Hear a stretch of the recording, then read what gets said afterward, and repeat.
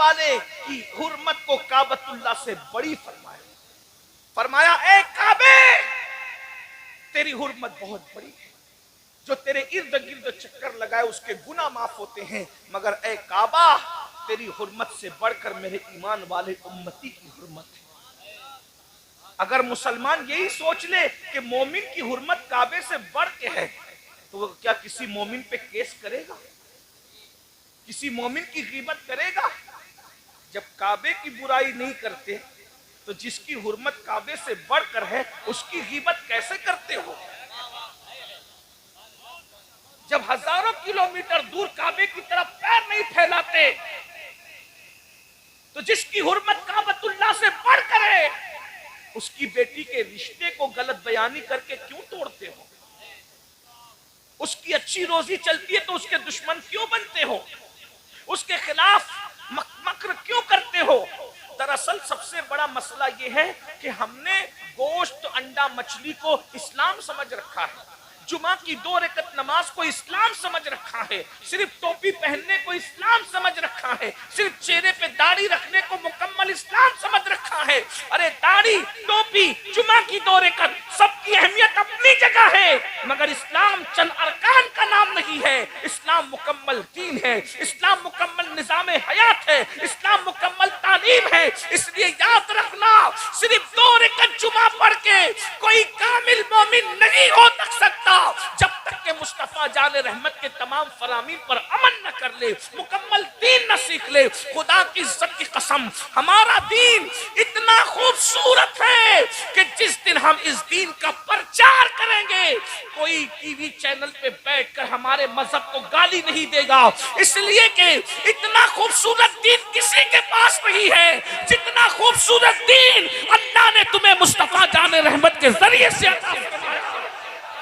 اندازہ تو فرمائیں ہمارے دین کا حسن کیا ہے، ہمارے دین کی خوبصورتی کیا ہے. عرب والوں کو بتاؤ تو وہ قربان ہو جائیں، عجم والوں کو بتاؤ وہ قربان ہو جائیں. آج مغربی دنیا میں اسلام ہمارے کردار کی وجہ سے نہیں پھیل رہا ہے، سیرت مصطفیٰ کو پڑھ پڑھ کر لوگ اسلام کے دامن میں پناہ لینے پہ مجبور ہو رہے ہیں. آئیے اپنے دین کی طرف آئیے، اپنے دین پر عمل کیجئے. اللہ کے بندو کسی مسلمان کو ذلیل مت کرو ورنہ تمہاری الٹی گنتی شروع ہو جائے. جادو میں اتنی طاقت نہیں ہے جتنی گناہ کی نحوست ہے. جادو اتنا نقصان نہیں کرتا جتنا گناہ نقصان کرتا ہے. جادو اتنا برباد نہیں کرتا جتنا گناہ برباد کرتا ہے. اگر کسی نے جادو کیا مفتی غفران صاحب سے تعویذ لے لو جادو ختم ہو جائے گا. کسی نے جادو کیا مولانا فریاد سے تعویذ لے لو جادو ختم ہو جائے گا. کسی نے جادو کیا قاری اصغر سے تعویذ لے لو جادو ختم ہو جائے گا. لیکن اگر گناہ کی وجہ سے قدرت تمہیں برباد کر رہی ہے تو مفتی غفران بچا نہ سکیں گے، کوئی سید صاحب بھی بچا نہ سکیں گے، کوئی پیر صاحب بھی بچا نہ سکیں گے. کیا سمجھتے ہو گناہ کو؟ کہنے والے نے کہا ہے جہاں گناہ ہے وہاں فنا ہے. اللہ اکبر. تو سلطان الہند کی بڑی باتیں ہیں. میں جلدی سے اپنی بات کو میں نے پہلے ہی کہا تھا میں لمبی نہیں کروں گا، لیکن آپ کا شوق اگر ساتھ رہا تو کچھ باتیں کہنے کی ہمت ہو رہی ہے. اللہ کے بندو ذرا توجہ فرماؤ. اللہ اکبر. غریب نواز فرماتے ہیں کہ کسی مسلمان کو ذلیل کرنے سے بڑا گناہ دنیا کے اندر نہیں ہے، اس لیے کسی کو ذلیل مت کرو، کسی کو رسوا مت کرو، کسی کو جو ہے حقیر مت سمجھو. آج کل پٹھان کہتا ہے کہ شیخ حقیر ہے، شیخ کہتا ہے انصاری حقیر ہے، انصاری کہتا ہے مرزا حقیر ہے. میرے بھائی جو نبی کا امتی ہے وہ حقیر نہیں ہو سکتا، اس لیے کہ جس کے مقدر میں نبی کا دامن آ گیا ہو اس سے بڑھ کر کے وی آئی پی کون ہو سکتا ہے. میرے بھائی ڈاکٹر اقبال نے کہا تھا، سن لیجئے، ڈاکٹر اقبال نے کہا تھا علی کے غلام کمبر کے وضو کا قطرہ قیصر جیسے بادشاہ کے خون سے افضل ہے. اللہ اکبر. جب علی کے غلام کمبر کے وضو کا پانی قیصر بادشاہ کے خون سے افضل ہے، جب علی کے غلام کے وضو کے قطرے کا یہ عالم ہے تو مصطفیٰ جان رحمت کے غلام کا اندازہ تو فرمائے. غور تو فرمائیں. اس لیے کوئی برادری حقیر نہیں ہے, کوئی سلسلہ حقیر نہیں ہے, کوئی مسلمان حقیر نہیں ہے. نبی کا جو غلام ہے ہمارا وہ امام ہے سیدنا فاروق اعظم. جب بھی بلال کو کہتے تھے, حضرت فاروق اعظم عربی ہو کر حبشی بلال کو کہتے تھے, خاندانی آزاد ہو کر غلام کو جو آزاد کرتا غلام تھا اس بلال کو کہتے تھے یا سیدنا بلال, یا سیدنا بلال, اے بلال تو میرا سردار ہے, تو میرا سردار ہے. لوگ کہتے ہیں غلام کو سردار کہتے ہو, کہا تم اس کا چہرہ دیکھتے ہو اور عشق مصطفیٰ والا میں دل دیکھتے ہو. یہ میرے نبی کا عاشق ہے, اس لیے کسی کو ذلیل مت کرو. ذلیل کرنے سے الٹی گنتی شروع ہوگی. اب آپ سے میں ایک بات کہوں, جب عام مسلمان کو ذلیل کرنا, توجہ بھئی اس کو چھوڑ دیں, ہاں محبت ہے آپ کی, میں ان کا بیان سنیں, توجہ سے بیان سنیں, غور فرمائیں. جب عام مسلمان کو ذلیل کرنا, توجہ, عام مسلمان کو ذلیل کرنا ہزاروں گنا پر بھاری ہے. یعنی ہزاروں گنا کرنے سے وہ نقصان نہیں ہوتا جو ایک مسلمان کو ذلیل کرنے سے ہوتا ہے. جب ایک عام مسلمان کو ذلیل کرنا اتنا برا ہے تو جو اپنے ماں باپ کو ذلیل کرتے ہیں, جو اپنے ماں باپ کو رسوا کرتے ہیں, رات و دن ماں باپ کو دکھ میں جلاتے ہیں, ٹینشن دے کر جلاتے ہیں, انہیں تکلیف پہنچاتے ہیں, انہیں اذیت پہنچاتے ہیں. ماں باپ اگر خرچہ مانگتے ہیں تو کہتے ہیں ان بڈھا بڈھی کے پیچھے کہ ہم برباد ہو جائیں, جتنا کمائیں ان کی دوا پہ خرچ کر دیں, جتنا کمائیں انہی کے پیچھے لگا دیں, جتنا کمائیں سب انہی پہ لٹا دیں. میرے بھائیو یاد رکھنا, اللہ کے رسول صلی اللہ علیہ وآلہ وسلم نے فرمایا تیرے ماں باپ اگر تجھ سے راضی ہے تو تجھ سے اللہ بھی راضی ہے, ماں باپ ناراض ہے تو اللہ بھی ناراض ہے. مجھے بتاؤ, جب تم کسی پکنک پر جاتے ہو, کسی ہوٹل میں جاتے ہو, چائے کافی پینے جاتے ہو, سیر و تفریح کے لیے جاتے ہو, اور اگر چائے کا, کافی کا, کھانے کا بل آتا ہے تو ہر دوست اپنی جیب میں ہاتھ ڈالتا ہے, وہ اپنا کریڈٹ کارڈ نکال رہا ہے, وہ اپنا بینک کا کارڈ نکال رہا ہے, وہ اپنا ATM نکال رہا ہے, وہ اپنی جیب میں ہاتھ ڈال کے پاکٹ نکال رہا ہے. آپس میں کیوں لڑ رہے ہیں؟ بل میں دوں گا, میں دوں گا, میں دوں گا. دوستوں کی پارٹی میں بل میں دوں گا, میں دوں گا, اور ماں باپ ہاسپٹل میں ہو تو پھر آپس میں لڑتے ہو, بھائی تیری ماں نہیں ہے تو بل دے گا, تیرا باپ نہیں ہے تو بل دے گا.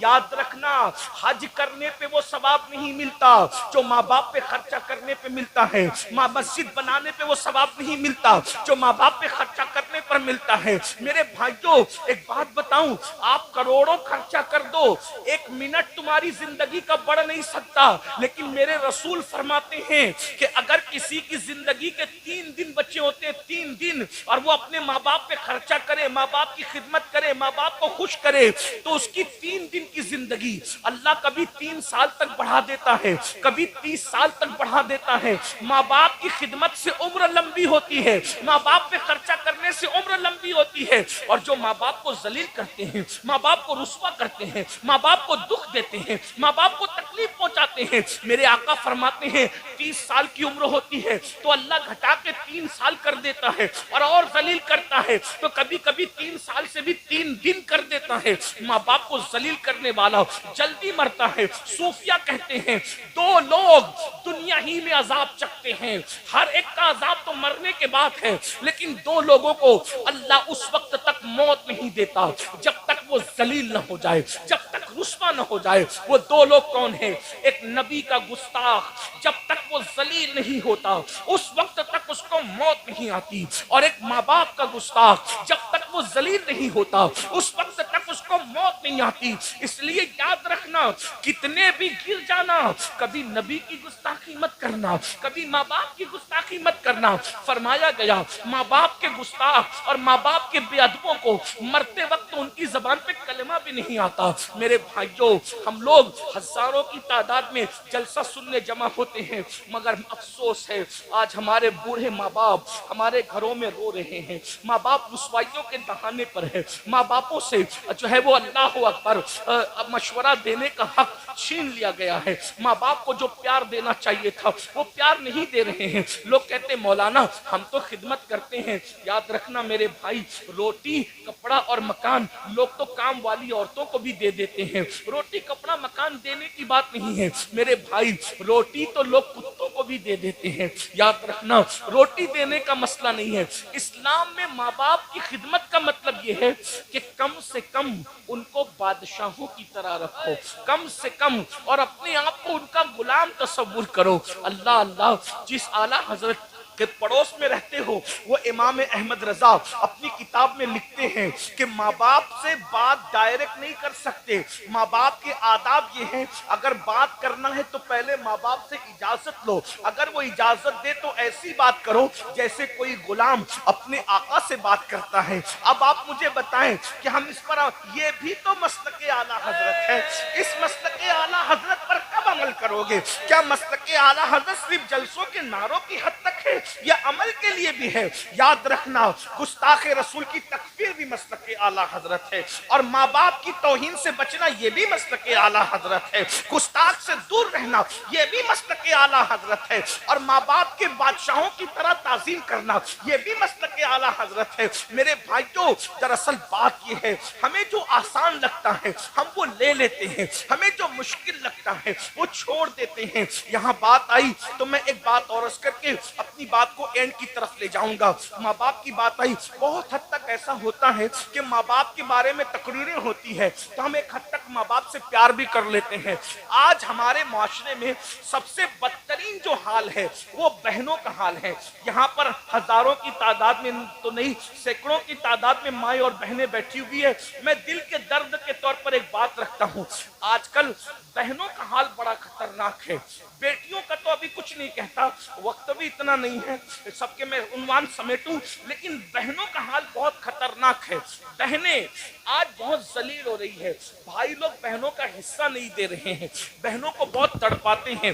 پہلے ایسا ہوتا تھا ہمارے بچپنے میں کہ جب سردیوں کی چھٹی آتی تھی، گرمیوں کی چھٹی آتی تھی تو عورتیں جو ہے اپنے میکے جاتی تھی، یعنی اپنے ماں کے گھر جاتی تھی بچوں کو لے کر، اور وہ جتنے دن چھٹیوں کے رہتے تھے اتنے دن جب وہ اپنی ماں کے گھر رہتی تھی، اپنے ماں کے گھر رہتی تھی، اللہ اکبر۔ مگر آج عورتیں اپنی ماں کے گھر نہیں جاتی، ڈر ہے، بھائی کو اچھا نہیں لگتا، بھاوج کو اچھا نہیں لگتا، اس لیے اب وہ سلسلہ ٹوٹ گیا ہے۔ اس لیے کہ جب بہنیں آنے والی ہوتی ہے تو بھائی کا موڈ آف ہو جاتا ہے، بہنوں سے آج کوئی بات صحیح نہیں کرتا، ایک تو ان کا حصہ نہیں دیتے۔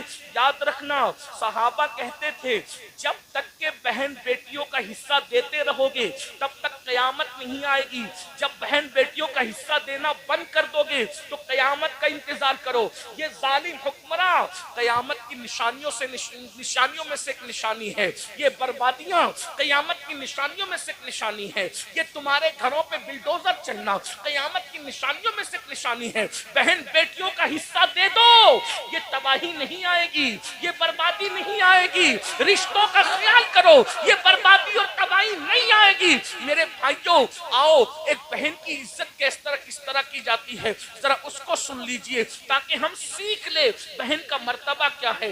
آج ہماری بہن سے ہماری بات بند ہے، بہن کی کوئی عزت نہیں ہے۔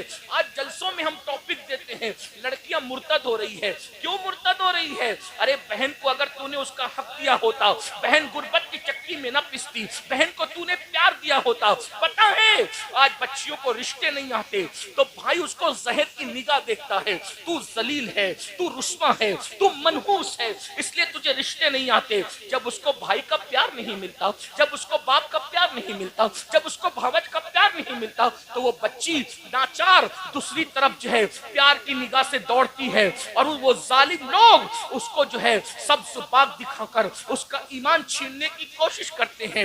یاد رکھنا جس گھر میں بیٹی کو پیار ملے گا وہ بیٹی کبھی باہر نہیں جائے گی۔ آج گھروں میں وہ پیار کا ماحول نہیں ہے۔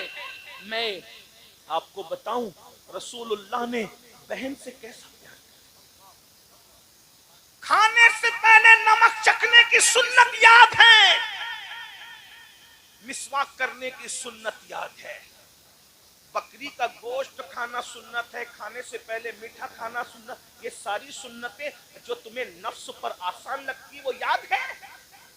بہن پہ سب کچھ قربان کر دینا یہ بھی تو سنت ہے۔ حضور نے کیسے پیار کیا بہن سے وہ دیکھو، فتح مکہ کا دن ہے، ویسے حضور علیہ السلام کی کوئی سگی اور حقیقی بہن نہ تھی، بہنیں تھی تو چچازاد بہنیں تھی یا رضائی بہنیں تھی۔ اب بتاؤ چچازاد بہن اور رضائی بہن سے کیوں جو پیار کیا وہ سن لو۔ فتح مکہ کے دن بڑے بڑے سردار کہہ رہے ہیں ہمارے گھر چلیے، ایک سے ایک دسترخوان تیار ہے، حضرت ابو سفیان کی خواہش ہے حضور میرے گھر آ جائیں، دوسرے سرداروں کی خواہش ہے، اکرمہ کی خواہش ہے میرے گھر آ جائیں، فلاں کی خواہش ہے میرے گھر آ جائیں۔ حضور جس کے گھر جاتے اس کے گھر کو 4 چاند لگ جاتے، لیکن فاتح مکہ کہتے ہیں سب کی دعوت کی اہمیت اپنی جگہ ہے، میں کسی کے گھر نہیں جاؤں گا، اس مکے میں میری چچازاد بہن ام ہانی رہتی ہے، میں اس کا دل خوش کرنے کے لیے اس کے گھر جاؤں گا۔ حضور نے چچازاد بہن کی اتنی عزت کی اور پھر لوگوں کے تر تازہ دسترخوان چھوڑ کر حضور بغیر بلائے بہن کے گھر گئے اور ام ہانی سے کہتے ام ہانی گھر میں کچھ کھانے کو ہے؟ ام ہانی کہتی یا رسول اللہ میں تو غریب ہوں، میرے گھر میں باسی سوکھی روٹی پڑی ہوئی ہے، اگر چاہیں تو وہی کھا لیں۔ حضور نے بہن کا دل خوش کرنے کے لیے، سوچو حضور نے بہن کا دل خوش کرنے کے لیے سوکھی روٹی کے ٹکڑے چبانے شروع کیے تو حضور کے ماتھے پہ پسینہ آنے لگا۔ یہ بہن کی عزت ہے۔ آج بہن سے اپنے تعلقات اچھے نہیں، ہر سال عمرے کو جا رہے ہو، رد کر دیا جائے گا میرے بھائی عمرہ بہت معافی کے ساتھ۔ ہر سال حج کر رہے ہو تمہارے منہ پہ مار دیا جائے گا، مسجدیں بنا رہے ہو جہنم میں کچل دیے جاؤ گے اگر تم نے اپنی بہنوں کو خوش نہیں کیا، اگر تم نے اپنے بھائیوں کو خوش نہیں کیا۔ ارے بہن تو اتنی قیمتی ہوتی ہے کہ بہن کی وجہ سے اس کے سسرالی رشتوں سے حضور نے کتنا پیار کیا۔ جب حنین فتح ہوا، حنین کی فتح ہوئی، بسنا تو یہ کہ حضور کی سیرت نہیں پڑھی ہم نے، ہر ننگے دھڑنگے پیروں کی سیرت ہم نے گڑ گڑ کے بیان کی، لیکن جس کی سیرت کو خدا بیان کرتا ہے اس کی سیرت سے ہم دور ہو۔ ہمارا تو پورا فوکس صرف کرامتوں پر ہے، سیرتوں پر ہمارا فوکس ہے۔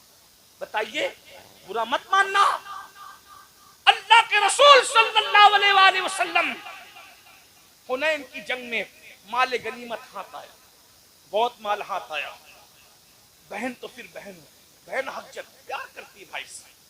اتنے میں صحابہ کے پاس ایک عورت آئی اور وہ عورت آ کر بوڑھی تھی، وہ آ کے کہتی کدھر ہے تمہارا پیغمبر، میں اس سے بات کرنا چاہتی ہوں۔ صحابہ نے کہا تم ایسے کیسے کہہ سکتی ہو، اس طرح ہم اپنے نبی کے بارے میں جملے نہیں سن سکتے، کدھر ہے تمہارا پیغمبر، بات کرنا چاہتی ہوں۔ تو اس عورت نے کہا ارے میں اس کی بہن ہوں، بہن میں اس سے بات کرنا چاہتی ہوں، بہن ہوں۔ صحابہ نے کہا ان کی تو کوئی بہن ہم نے نہیں سنا کبھی۔ کہا کہ ان سے کہو کہ جس حلیمہ سعدیہ کا دودھ پیا ہے اس حلیمہ کی بیٹی رضائی بہن شیمہ تم سے ملنے کے لیے آئی ہے۔ مسلمانوں بہن کی عزت تم کیا جانو، اپنی بیویوں کے کان بھرنے پر اپنی بہنوں سے بات بند کرنے والوں۔ میں اپنی ماں اور بہنوں سے کہتا ہوں اپنے شوہر کو اس کی جنت سے دور مت کرو، اگر تم نے شوہر کو اس کے بھائیوں سے دور کیا، اس کی بہنوں سے دور کیا، اس کے ماں باپ سے دور کیا تو تم سے بڑا دشمن تمہارے شوہر کا کوئی نہیں ہے میری بہن، کیونکہ تو اپنے شوہر کو جنت سے دور کر رہی ہے۔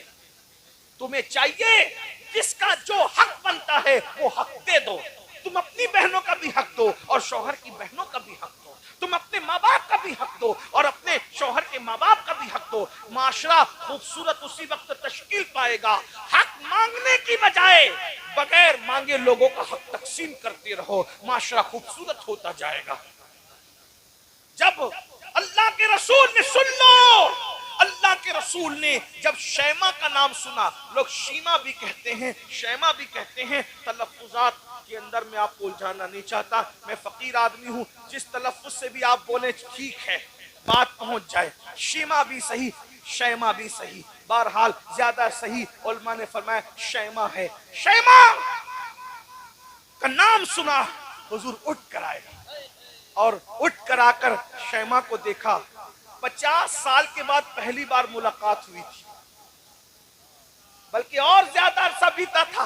50 साल के बाद पहली मुलाकात दूध पिलाने वाली माँ हलीमा सादिया की बेटी से हुई थी। मगर जैसे सुना कि ये शैमा है, हुजूर अलैहिस्सलाम ने अपनी चादर अपनी बहन के लिए जमीन पे बिछा दी। हुजूर ने अपनी चादर अपनी बहन के लिए बिछा, वो मुज़म्मिल और मुद्दस्सिर वाली चादर। हुजूर बहन की इज्जत, दूध पिलाने वाली माँ हलीमा की बेटी रज़ाई बहन की ये इज्जत है। आज हमारी बहनों को हम जहर की नजर से, जहरीली नजर से, बहनें घरों पे आते हुए डरती है, बहनों भाइयों से बात करते हुए डरती है कि अभी डांट सुन लेगी। नहीं, हम प्यार देने आए। जो प्यार नहीं देता रहमतुल लिल आलमीन से उसका ताल्लुक क्या है। हुजूर ने अपनी बहन के लिए अपनी चादर बिछाई। अपनी बहनों को बुलाओ। अरे बहन का सीना अगर चीर के कोई देख सकता था तो बहनें बताती कि बहन भाई से कितना प्यार करती। भाई बहन से उतना प्यार नहीं करता, लेकिन बहन अपने भाई से बहुत प्यार करती। अल्लाह के रसूल ने अपनी रज़ाई बहन के लिए चादर बिछाई। शैमा बैठो, बिठा दिया। शैमा बैठ गई। फिर हुजूर अलैहि पहले इज्जत दे के बिठाया, फिर कहा शैमा 50 साल के बाद आई, इतनी देर कर दी तुमने। कहती या रसूल अल्लाह, या रसूल अल्लाह, ऐसे हालात नहीं थे कि मैं आप तक पहुंचती थी। मैं आपकी बातें सुनती थी, बातें तो आती थी, लेकिन ऐसे हालात नहीं थे कि मैं आप तक पहुंचती। इतना कहा तो हुजूर ने कहा एक बात बताओ कि तुम ही शैमा हो, इसका सबूत क्या है। कोई गलत बयानी से भी तो काम ले सकता है ना। 50 साल के बाद 50 साल में शैमा जैसी दिखती थी, आज शैमा तो वैसी नहीं दिखती। उस वक्त तो शैमा की उम्र 6-7 साल 8 साल की थी, अब शैमा 50 साल के ऊपर की बुढ़िया हो गई। तुम ही शैमा हो, इसका सबूत क्या है। बहन बहन कहने लगी या रसूल अल्लाह एक बात बताऊंगी, आपको यकीन आएगा। क्या? का एक बात ऐसी है जो सिर्फ आप जानते हैं और मैं जानती हूँ, तीसरा कोई नहीं जानता जमीन के ऊपर। हुजूर ने कहा वो क्या? आप जानते हैं ना, जब आप हलीमा का दूध पीते थे, नन्हे से बच्चे थे, तो मैं आपको गोद में ले लेके इधर उधर फिरती थी, आपका दिल बहला। एक दिन मैं आपको खींच के कहीं ले जा रही थी और आप आना नहीं चाहते थे। मैं खींच रही थी, आप आना नहीं चाहते, मैं खींच रही थी, आप आना नहीं चाहते थे। तो उस वक्त आप मुझ पे नाराज हो गए बचपन में, और नाराज होकर आपने मेरे कंधों के नीचे दांत काटा था। ये आपको पता, मुझे पता है, तीसरा किसी को नहीं पता। हुजूर ये आपके दांतों की शान है कि उस वक्त जो आपने मेरे कंधों पे दांत काटा था, उसका निशान अब भी मेरे कंधों पर निशाने मोहब्बत की शक्ल में मौजूद है। हुजूर ने सुना, इतना हंसी अपनी शान के मुताबिक कि हुजूर की दाढ़ी नजर आई। हुजूर को अपना खूबसूरत मासूम बचपना याद आ गया। अल्लाह अल्लाह वो बचपने की फबन, उस खुदा बाकी सूरत पे लाखों सलाम। हुजूर को अपना बचपना याद आया, इतना हंसे अपनी शान के मुताबिक के दाढ़ नजर आई। फिर हुजूर ने फरमाया कि हालात कैसे हैं। बहन ने हालात बताए, हुजूर रो पड़े और फिर सहाबा के पास आए। अब सुनना, बहन के लिए क्या कुर्बानी दी। सहाबा के पास आए, फरमाया जितना माले गनीमत अपने हिस्से में आया है, क्योंकि अब ये हुनैन वाले मेरी बहन के ससुराली रिश्तेदार होते हैं। देख रहे, ये हुनैन वाले ये मेरी बहन के ससुराली रिश्तेदार होते हैं। क्या मेरी मोहब्बत में मेरी बहन की वजह से तुम इनका माले गनीमत लौटा सकते हो। सहाबा फिर उन्होंने कहा या रसूल अल्लाह, हम भी आपके हैं, हमारा माल भी आपका है, अगर आपकी खुशी इसी में है तो हम अपना सब कुछ आपकी बहन पे कुर्बान करते हैं। और वो माले गनीमत वापस कर दिया गया। और फिर हुजूर ने बहन को कहा एक काम करो, हालात अच्छे नहीं है, मेरे घर चले, मेरे साथ रहे, मैं तुम्हें अपने पास रखूंगा, मेरे साथ रहे। अब बताओ तुम मेरे साथ मदीने चलोगी या अपनी ससुराल जाओगी। शरीफों की बेटियों के फैसले यही होते हैं। कहा या रसूल अल्लाह, मुझे आपके साथ रहने से ज्यादा अच्छा ये लगेगा कि मैं अपने शौहर के घर जिंदगी गुजारूं, तो मैं अपने शौहर के घर वापस जाऊंगी। फिर आती जाती रही हुजूर से मिलने के लिए, और जब भी आती थी हुजूर उनको बहुत नवाजते थे। बिलाखिर बुजुर्गों ने फरमाया कि मदीने मुनव्वरा में उनका इंतकाल हुआ और जन्नतुल बकी में उनके मज़ार के बारे में बताया जाता है। ये बहन की बात है, ये तो बहन की ताज़ीम हो गई। आखिरी बात के तौर पर اگر بہن کی عزت نہ کی، اگر بہن کی عزت نہ کی، بہن کے ساتھ اچھا سلوک نہ کیا تو کیا ہوگا؟ آج سے تقریباً 1000 سال سے زائد پرانے بزرگ ہے، بہت بڑے بزرگ، حضرت فقیہ ابو اللیث سمرقندی حنفی، وہ اپنی کتاب میں لکھتے ہیں، دھیان سے سننا، وہ اپنی کتاب میں لکھتے ہیں کہ ایک عجم کے بہت بڑے ولی تھے، بہت بڑے بزرگ تھے، ان کو اللہ کی عبادت سے بہت پیار تھا، تو انہوں نے کیا کیا؟ عجم چھوڑا۔ عجم کہتے ہیں عرب کے علاوہ جتنا خطہ اس کو کیا کہتے ہیں؟ عجم کہتے ہیں۔ عجم چھوڑا، بس یہ اختتامی لمحے ہیں، دھیان سے بہن کی خبر گیری نہ کرنے پہ، بہن کی عزت نہ کرنے پہ، ولی کہلانے، ولی بن جانے والے نہیں، ولی کہلانے والوں کا حال سن لیں، بہت ہلکے میں مت لو بہنوں کو، بھائیوں کو، رشتوں کو ہلکے مت لو۔ اللہ فرماتے ہیں واتقوا اللہ الذی تساءلون بہ والارحام ان اللہ کان علیکم رقیبا، رشتوں کے معاملے میں اللہ سے ڈرتے رہو، اور پیٹ کے رشتوں کے بارے میں خاص طور پہ اللہ سے ڈرتے رہو، رشتوں کا خیال کرو۔ یہ رشتے کہاں؟ جو رشتے ہم بناتے ہیں اس کا بڑا خیال ہے، جو رشتے اللہ نے بنائے ہیں اس کا کوئی خیال نہیں۔ جو رشتے اللہ نے بنائے اس کا خیال کرو نا، جو تم بناتے اس کا بھی خیال کرو، جو اللہ نے بنایا اس کا زیادہ خیال کرو۔ تو وہ عجم سے ہجرت کر کے مکہ چلے گئے، پوری رات طواف کرتے، تلاوت کرتے، عبادت کرتے، ان کی عبادتوں کا شہرا پورے مکے میں گونج اٹھا۔ عجم سے ایک ولی آیا ہے، ایک اللہ والا آیا ہے، عبادت عبادت عبادت، صرف عبادت کرتا ہے۔ ایک تاجر تھے مکے کے، ان کو سفر پہ جانا تھا، جب سفر کے لیے وہ جانے لگے تو ان کے پاس سونا تھا، گولڈ، کئی کلو سونا تھا۔ انہوں نے سوچا مکے میں میں کس کے پاس یہ رکھوں، سفر پہ جا رہا ہوں کس کے پاس رکھوں؟ تو سوچا کہ جو بندہ رات دن عبادت کرتا ہے اس کے پاس رکھتے تھے، تو انہی کے پاس رکھ دیا۔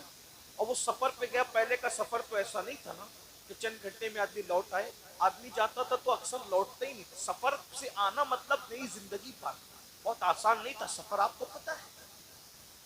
جب وہ بہت دنوں کے بعد، عرصے کے بعد واپس لوٹے وہ تاجر، تو ان کو خیال آیا کہ میں نے کئی کلو گولڈ، اپنا سونا اس اللہ والے کے پاس رکھا تھا، واپس لینا چاہیے۔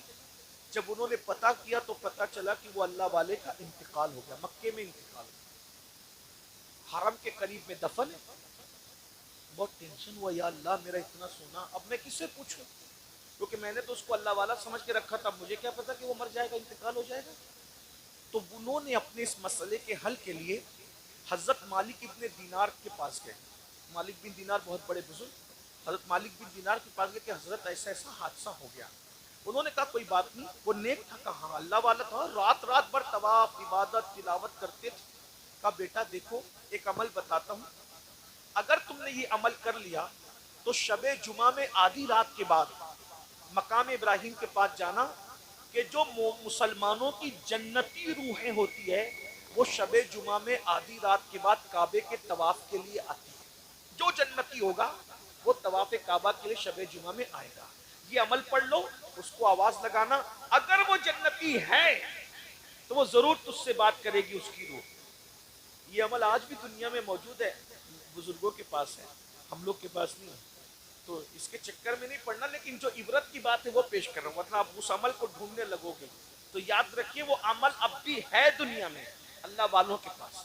ہمارے محررہ مطہرہ کے سرکاروں سے متعلق میں نے سنا ہے کہ روح کو حاضر کرنے کی عملیات وہاں پر بڑے مضبوط اور پاورفل ہیں، الحمدللہ۔ بہرحال تو بڑی بات، تو کہا کہ یہ عمل پڑھ لو اور شب جمعہ آدھی گزر جائے تو آواز لگانا، اگر وہ جنتی ہے تو تم سے بات کرے گا، تمہیں بتا دے گا۔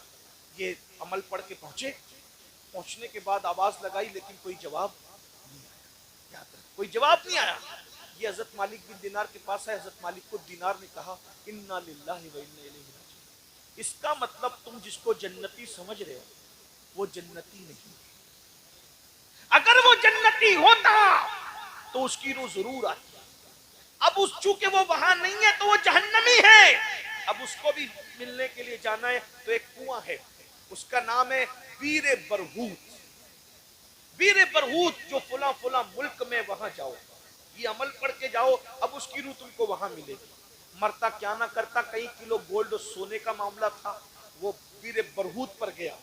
آدھی رات کے بعد ہمت کی داد دینی چاہیے, اور وہاں آواز لگائی تو اس کی آواز آئی. دیکھ لو, رات رات بھر طواف کے بعد, رات رات بھر تلاوت کے بعد, رات رات بھر نمازوں کے بعد, نوافل کے بعد, مکے میں دفن ہونے کے بعد جنت نہیں ملی. جنت نہیں ملی کیونکہ شیطان کی عادت ہے فرائض اور واجبات سے ہٹا کر نوافل میں الجھا دیتا ہے انسان کو. پہلے فرائض اور واجبات ہے, نوافل کا بعد میں مرتبہ ہے. میرے بھائیوں, آج ہم بھی اسی میں الجھے ہوئے ہیں. جب وہاں پر آواز لگائی, انہوں نے آواز دی, کہا اے اللہ کے برگزیدہ بندے, میں تو تمہیں نیک سمجھتا تھا, میرے گولڈ کو, اس کو تاجر تھا, بولا میرے گولڈ کو, میرے سونے کا کیا ہوا؟ تو کہا کہ میں خیانت کرنے والا نہیں, میں نے تمہارے سونے کو اپنے گھر کے زینے کے نیچے دفن کیا ہے, جاؤ اور اپنی امانت دے دو.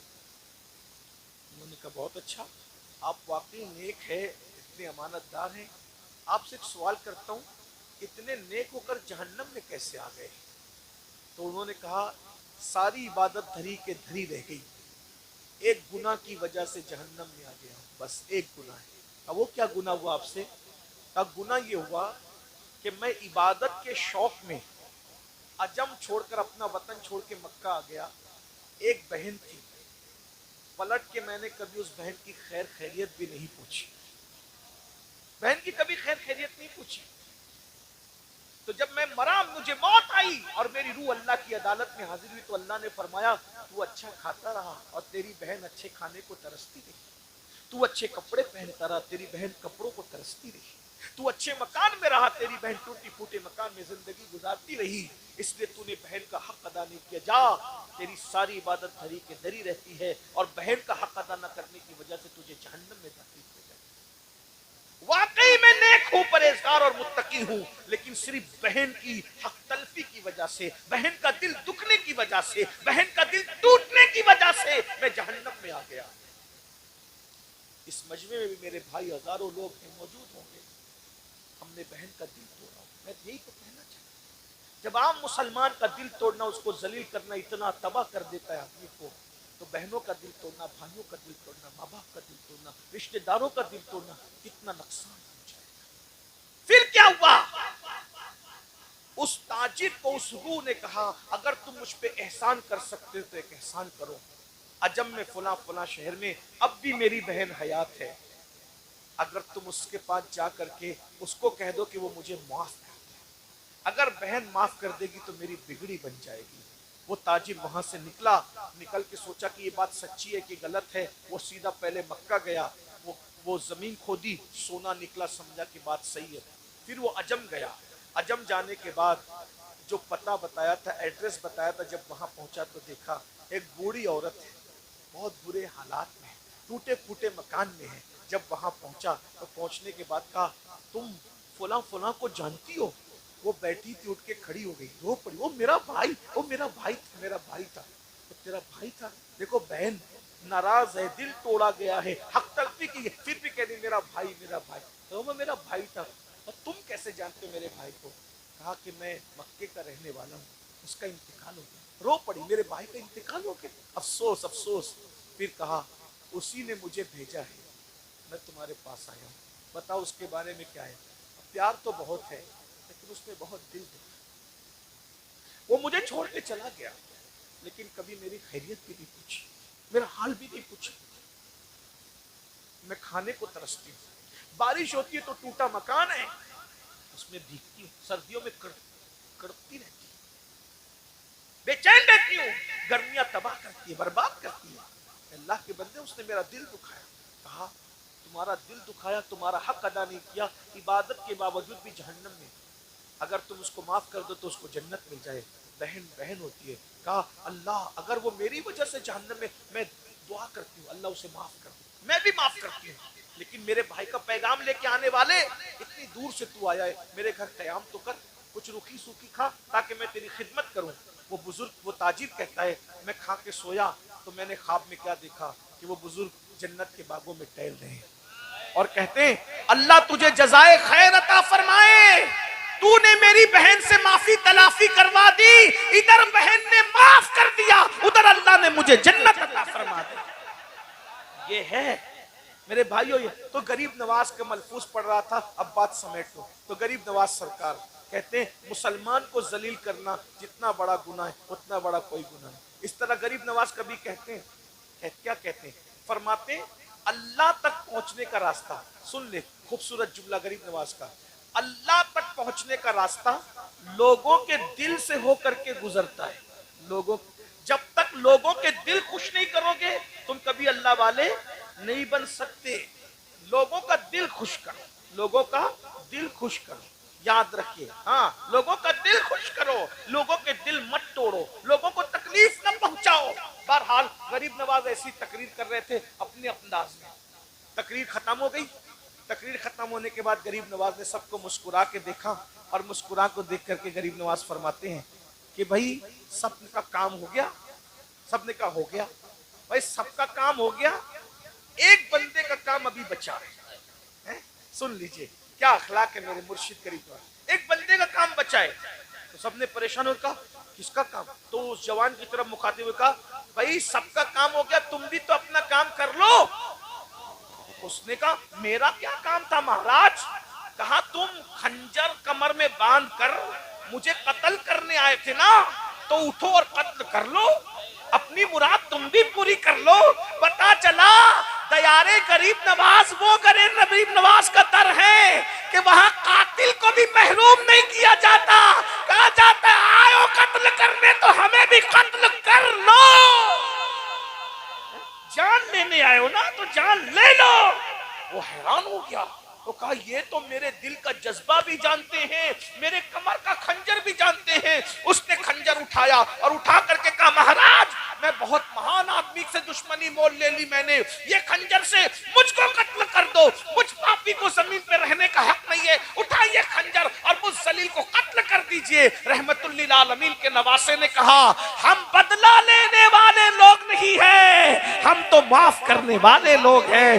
जा मैं तुझे माफ करता हूँ, आज के बाद ऐसी गलती मत करना जा। उसने कहा अब कहाँ जाऊं महाराज, मैं तो आपके कदमों में रहने के लिए आया हूँ। और कदम पकड़ के कहा जिस मोइनुद्दीन के अखलाक का ये आलम है तो इसके नाना मोहम्मदुर रसूलुल्लाह के अखलाक का आलम क्या होगा। और उसके बाद वो कलमा पढ़ के मुसलमान हुआ और मुसलमान होने के बाद गरीब नवाज ने कातिल से कहा, ईमान दिया, कातिल को ईमान दिया। खाजा हिंद वो दरबार है आला तेरा, कभी महरूम नहीं मांगने वाला तेरा। सुल्तानुल हिंद कहते मांग क्या मांगता है? क्या कहा? मांग क्या मांगता है? होशियार था वो भी, छोटा मोटा आदमी, हिंदुस्तान का आदमी होशियार था। उसने कहा महाराज मैंने सुना है मुसलमान हर साल हज करते हैं और हज करते हैं तो उनके सब गुनाह माफ हो जाते हैं, तो मैं चाहता हूं कि जिंदगी में 40 मरतबा हज करूं। कितनी बार हज करूं? क्या होशियार था, 40 हज नहीं मांगे, सिर्फ 40 साल उम्र की गारंटी भी मांगे। भाई जब 40 हज करेगा तो जिंदा 40 साल तक रहेगा तो ये हज करेगा। हज रोज रोज थोड़ी होता है, हज तो साल में एक बार होता है। हैरत है वो नौ मुस्लिम को समझ आ गई थी, ये 8 साल सहारनपुर में पढ़ने वालों को समझ कब आएगी? बताया ना, वो नए नए मुसलमान अभी ना कोई जलसा सुना कोई तकरीर सुना, उसको पता है कि नबी का बेटा हज की दुआ देगा तो मैं हाजी भी बन जाऊंगा, और उम्र की दुआ देगा तो अल्लाह मेरी उम्र भी दराज कर देगा। अरे गैर मुस्लिम का बच्चा मुसलमान हुआ तो उसको इतनी समझ आ गई, ये मौलवी का बच्चा कब सुनेगा? जरा बताया तो सही ना। फिर आप कहते हैं कि किसी को कुछ ना कहा करे, चले हम किसी को कुछ नहीं कहते लेकिन अपनी बात तो रख सकते हैं भाई, है जरा बताइए ना। हाँ वो कुछ नहीं दे सकते, मैंने कहा हकीम दवा दे सकता है, हाकिम दाद दे सकता है, वो क्यों कुछ नहीं दे सकते? तो बरेली का कलंदर कहता है हाकिम हकीम दाद दवा दे, ये कुछ ना दे। हाकिम हकीम दाद दवा दे, ये कुछ न दे। मरदूत ये मुराद किस आयत असर की है? مردود یہ مراد کس آیت اثر کی، یہ کہاں سے لائے تم؟ حکیم دوا دے سکتا ہے، حاکم داد دے سکتا ہے، کیا اللہ کا محبوب تمہیں کچھ نہیں دے سکتا؟ ہم تو ہمارا تو عقیدہ ہے خلق کے حاکم ہو تم، رزق کے قاسم ہو تم سے ملا جو ملا تم پہ کروڑوں درود، اور ان کے جو نائب ہیں پھر وہ بھی عطا کرتے ہیں۔ ارے کتنا عطا کرتے ہیں یہ تو ایک الگ سا عنوان ہے، لیکن دیتے ہیں دیتے ہیں۔ کچھ لوگ کہتے ہیں نہیں دیتے، میں نے کہا صحیح کہا۔ سنی کہتا ہے دیتے ہیں، صحیح کہا۔ تو کچھ لوگ کہتے ہیں او تو صلح کلی تو نہیں ہو گیا؟ دونوں کو صحیح کہہ رہا ہے۔ میں نے کہا نہیں، صلح کلیت کو تو آگ لگے۔ الحمدللہ ہم فکر رضا کے وارث